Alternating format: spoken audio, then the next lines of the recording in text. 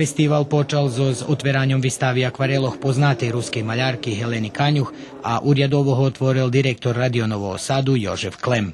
Mislim da i ovaj festival vaš, kao i festivali svih drugih nacionalnih zajednica koje prenosimo na našim programima, u najvećoj meri doprinose ovoj težnji.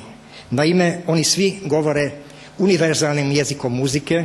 Od 15 novih ruskih špivankov u narodnim duhu, Rozmarija i Lelija, avtorki Ahneti Timkovej, po dumanju publiki i fahovog žirija, najljepša kompozicija na tohoročnej Ružovej zahradki.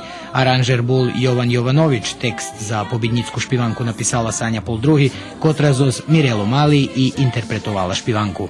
Wypełnione mi jedno wielkie żądanie, a to, żebym śpiewała zo swoją siostrzenicą, z Mirelu, żebym koniecznie jakoś duet dośpiewała z nią i preto mi było wielkie serce. I ja naiste bar szczęśliwa, że sme koniecznie stvarili tot duet, poneže sme telo sceli, telo sme planirali, telo sme ho žadali i koniecznie evo tak i vypadlo. Nagradu za najljepši tekst dostal Vladislav Nadmitjo za pisnju Dok sme išće mladi, ktorú i komponoval, a nagradu za interpretaciju prave za totu špivanku dostal Marko Radišić. U revijalnej časti učestvovala naša afirmovana interpretatorka i pisateljka tekstov Miroslava Daždiju.